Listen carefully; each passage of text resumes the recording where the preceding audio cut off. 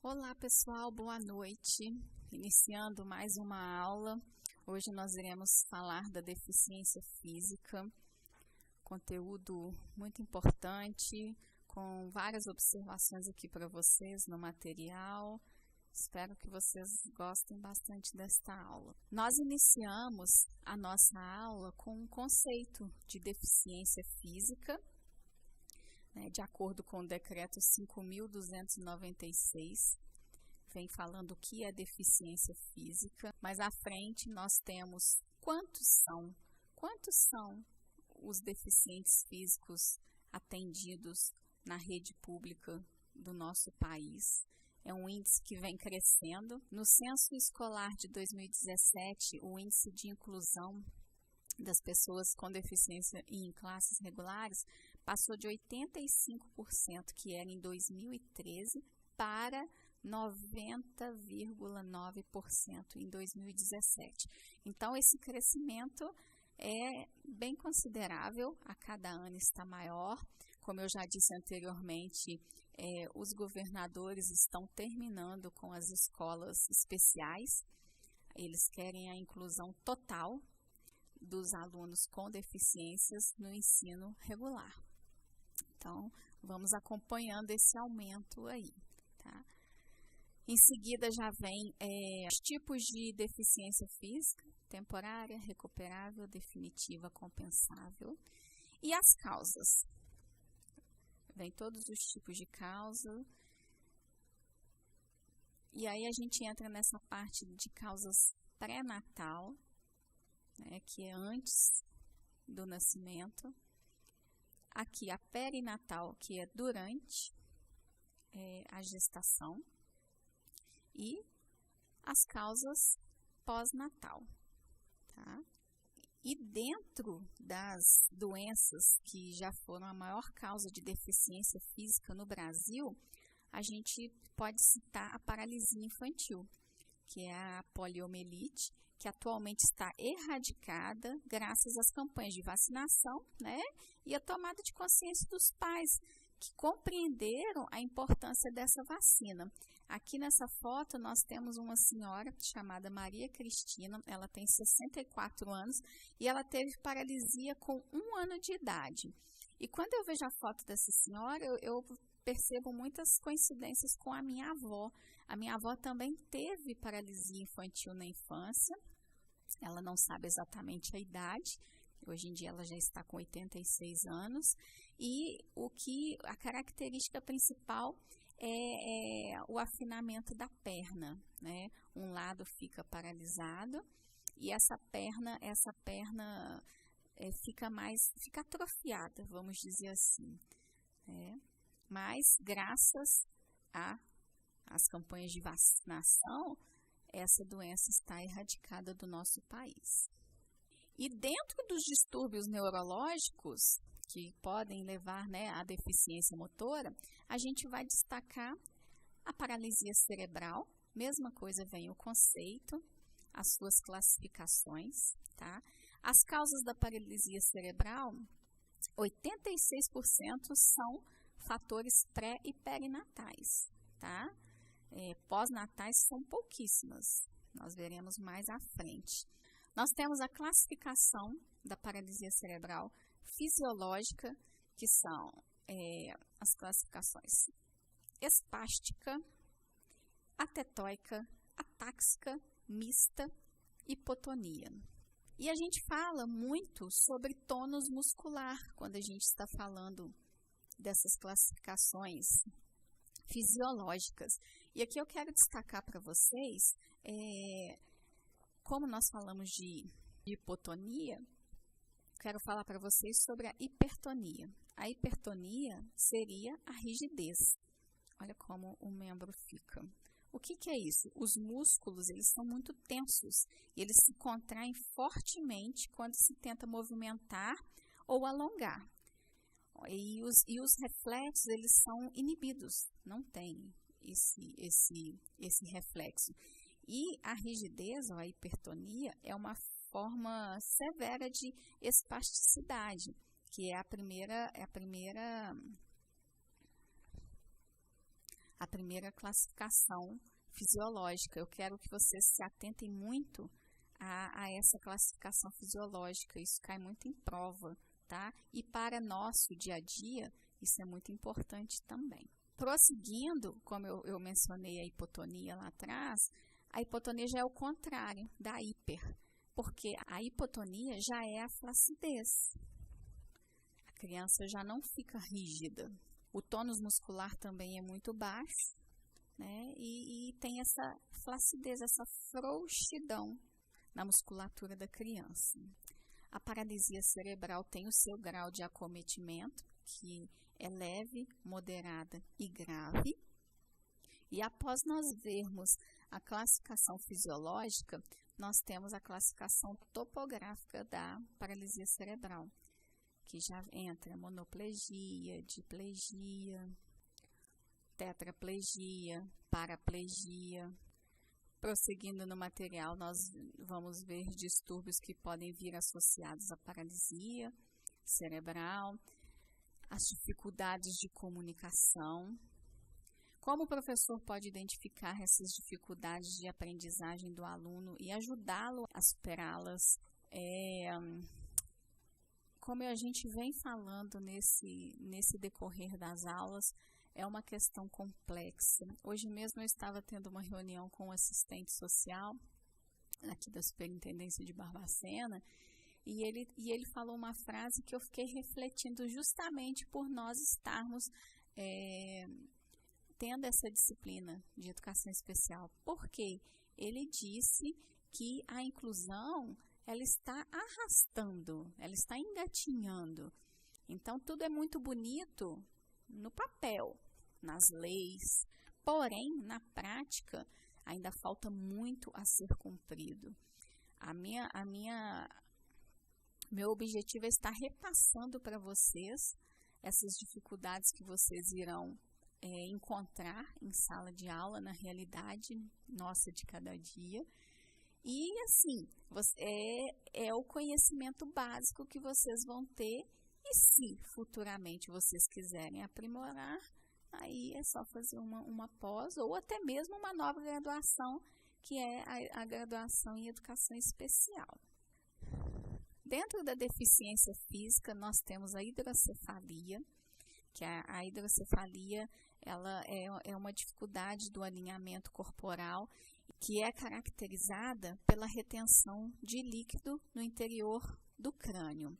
Nós temos aqui a foto de uma criança e a característica maior é o aumento significativo da cabeça. Na minha família, minha avó teve 13 filhos. Desses 13 filhos, somente 5 sobreviveram. São a minha mãe e meus tios. E somente eles nasceram ditos normais. Os demais todos nasceram com hidrocefalia. É uma experiência traumática, porque ela perdeu tantos filhos com a mesma doença. Naquela época não existia as providências que são tomadas hoje, porque hoje faz-se uma cirurgia, introduz uma válvula, e essa válvula, ela retira o excesso desse líquido e joga diretamente no estômago, não causa problema nenhum para a criança. Lá na escola, nós temos um aluno que tem hidrocefalia, ele já está no 5º ano, ele tem alguma dificuldade de aprendizagem, mas sabe ler, sabe escrever. Ele tem alguma dificuldade motora e hoje ele já está com a 2ª válvula. No final do ano passado, a primeira válvula parou de funcionar de repente. A mãe teve que levá-lo às pressas para o hospital e ele ficou cego durante uma semana. A mãe passou muito aperto com ele, mas deu tudo certo, ele colocou essa 2ª válvula e é assim, conforme eu perguntei para ela, falei assim, mas o que o médico disse quando a próxima válvula parar de funcionar? Ela disse que aí tem que colocar a outra. Aí são implicações que eu sinceramente, eu acho que ela nem fica pensando muito nisso, porque é uma doença bem complexa. A próxima nós temos a epilepsia, né, que são as convulsões sem um intervalo de retorno à consciência, e o perigo da epilepsia são as consequências, né, que não há um controle e pode levar até uma lesão cerebral. A esclerose múltipla, né, é uma doença neurológica degenerativa. Nós temos a atriz Cláudia Rodrigues, que tem esclerose múltipla. Ela já está num estágio considerável, né, incapacitante, e possivelmente essa doença pode levar à morte, sim. Aqui nós temos algumas imagens explicativas sobre a esclerose. Nós temos também o AVC, que é o acidente vascular cerebral, que é uma interrupção na circulação cerebral, levando à lesão de células de áreas sensoriais e deixa sequelas, né? Normalmente as pessoas elas ficam com algum lado paralisado. Ela também é considerada como um distúrbio neurológico de origem encefálica. Aqui eu demonstro os dois tipos, que é o hemorrágico e o isquêmico, que são bem diferentes. Um ocorre o sangramento dentro do cérebro ou ao redor, que é o hemorrágico, e o isquêmico já é um entupimento que bloqueia o fluxo sanguíneo. A lesão medular é uma condição adquirida decorrente de um trauma, que aí já atinge a espinha, a coluna vertebral, vamos dizer assim, e aí já entra naquelas classificações, a partir de determinada vértebra, paraplegia, determinada vértebra, tetraplegia. E há essa perda de movimento e sensibilidade abaixo do nível da lesão. E tem também, elas são divididas em lesões completas totais, né, que são as tetraplegias, e tem as parciais, que são as paraplegias. Prosseguindo, nós temos as convulsões, que são manifestações de disfunção cerebral transitória, e elas são caracterizadas por descargas neuronais. A convulsão, porém, é apenas um sinal de que alguma coisa não pode estar certa, tá? Sinal de uma doença benigna ou até uma doença fatal. Mas nós temos que ter atenção, por exemplo, se um aluno der uma convulsão na nossa frente. Aconteceu uma vez comigo, ano passado. A aluna caiu, bateu com determinada parte da cabeça no chão e ela começou a ter a convulsão na minha frente. Obviamente a gente fica um pouco nervosa, mas eu fui, segurei ela, né, tombei a cabecinha dela para o lado para não haver o engasgo, né, com a possível secreção que saísse, e pedi mais uma professora que estava do meu lado para também, a gente não segurou com força, apenas fazendo com que as convulsões mesmo, quando a pessoa faz aquele debate com o corpo, que o corpo se debate ao chão, a gente está fazendo com que ela não se machucasse. Foi uma situação que foi, nossa, foi bem tenebrosa, e isso pode acontecer com qualquer um, né? A próxima é a amiotrofia espinhal. Miotrofia espinhal é uma doença degenerativa e de aparecimento muito precoce. Aqui nós temos uma criança com essa doença, e às vezes ela já aparece em útero, né? A partir da concepção, conforme o desenvolvimento do feto, já dá para detectar. E ela é caracterizada pela grande hipotonia muscular e as paralisias flácidas, ou seja, ela vai de um extremo ao outro, extremamente tenso para depois ficar extremamente flácida.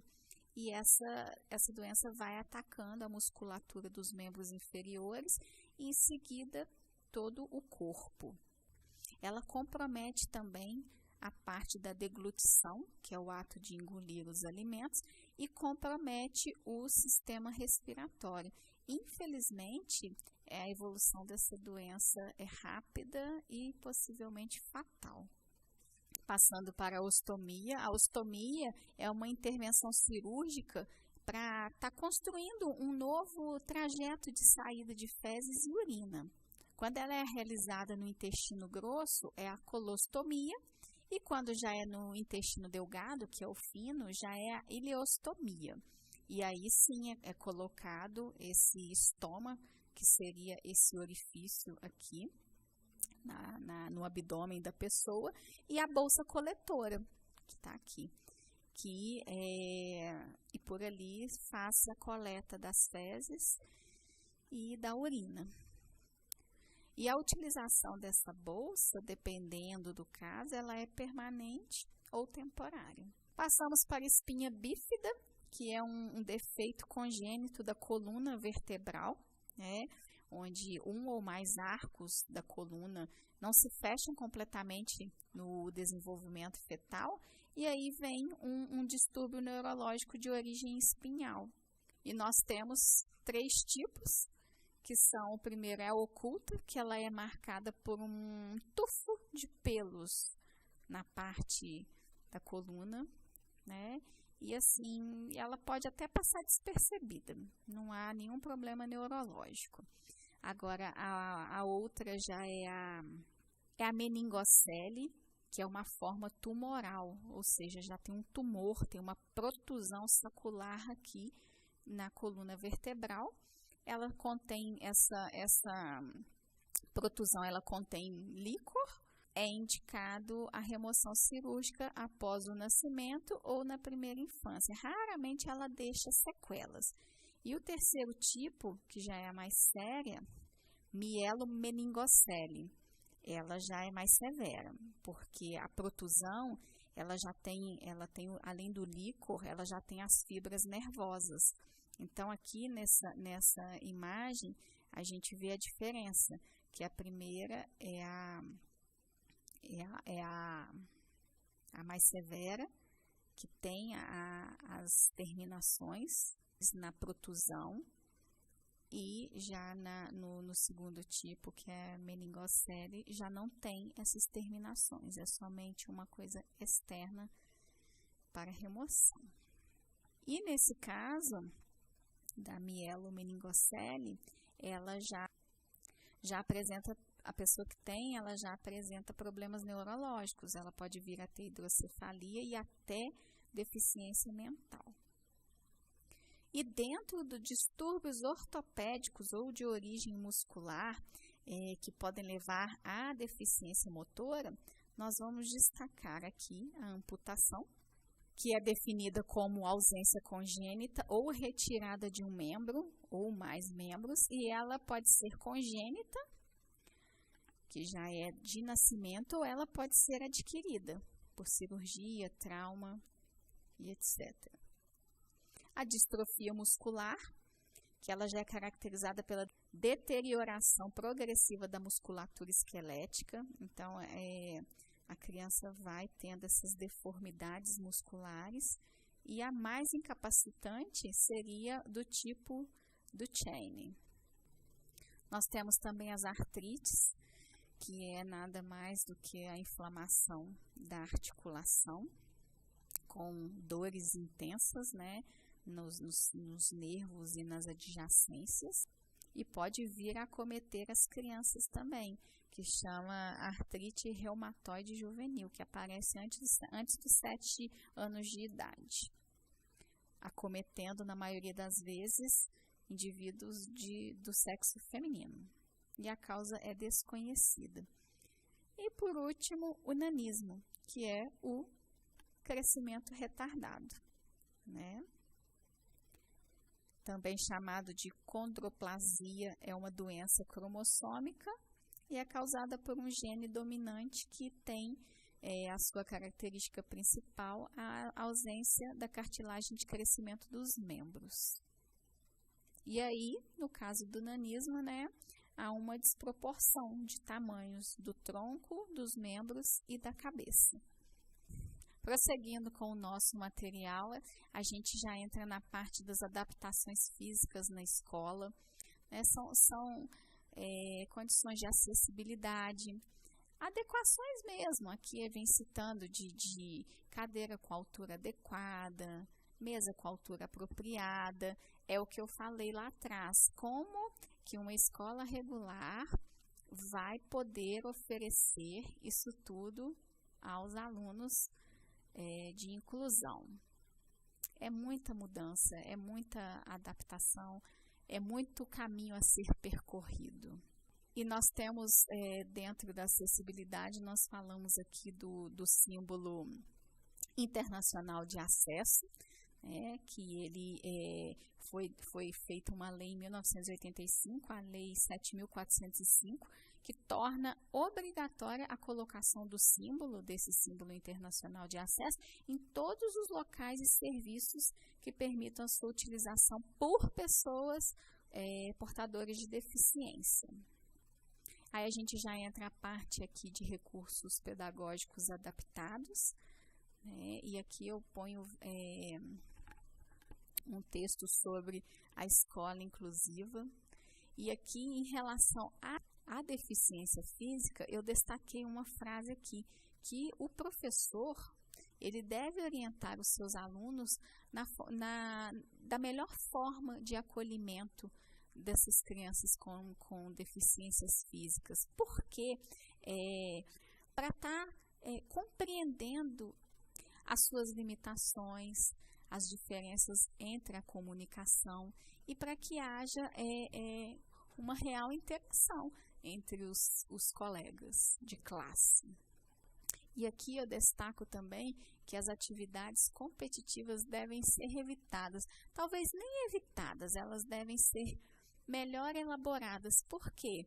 Ela não, por exemplo, dependendo do tipo de competição, a criança nem poderá participar. Então, por exemplo, lá na minha escola, a professora de educação física que tem uma classe que tem um aluno que tem um certo comprometimento motor, ela dá a determinada brincadeira e durante ela pega um grupinho com essa criança que tem o comprometimento motor e faz uma brincadeira parecida para ele não se sentir excluído. Então, assim, dá super certo, são as adaptações que nós fazemos dia a dia.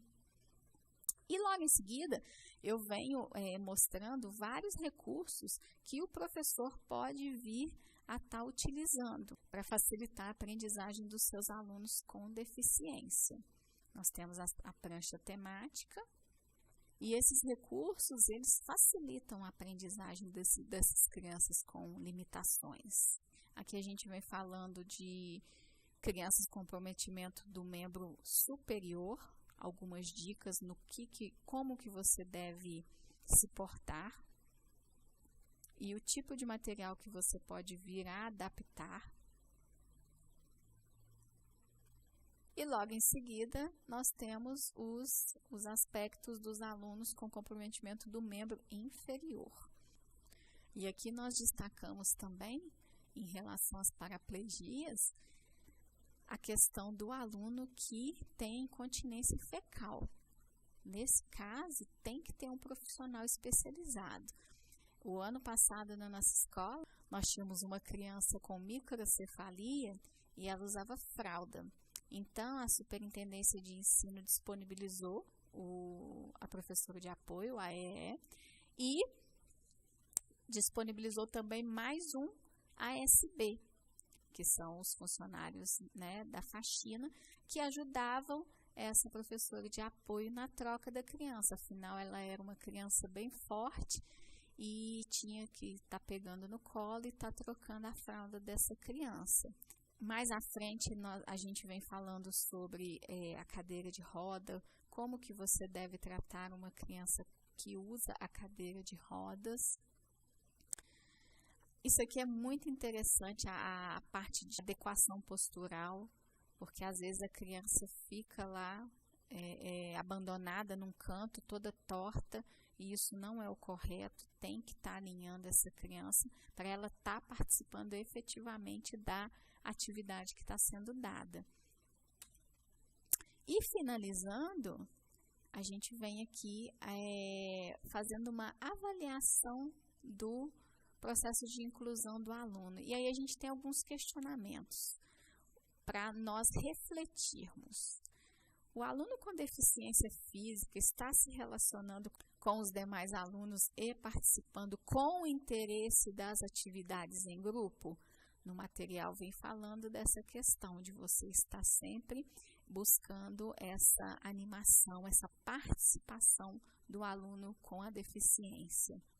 O seu aluno está evoluindo em seu processo de aprendizagem? Porque se ele tem a condição de evolução e ele está estagnado, tem que haver uma readequação do que está sendo feito com ele. Tem que replanejar, tem que ver, tem que rever o que está sendo feito. As habilidades e competências dos alunos estão sendo desenvolvidas? E a última, existem canais de comunicação adequados que garantam a detecção e análise das dificuldades de aceitação do aluno com deficiência física por parte dele mesmo e dos demais? São reflexões que nós temos que estar fazendo o tempo todo para ver se o nosso trabalho realmente está sendo bem feito. Como material complementar, eu vou deixar para vocês o material que o MEC disponibiliza sobre o atendimento educacional especializado para deficiência física. É um material muito bom e mais à frente vem o material escolar e pedagógico adaptado com várias dicas do que pode ser feito, porque às vezes o professor tem que dar o jeitinho, tem que estar adaptando alguma coisa, e vários tipos de jogos também que podem ser confeccionados e todo tipo de material, ok? Então é isso, uma boa noite para vocês. Qualquer dúvida, entre em contato.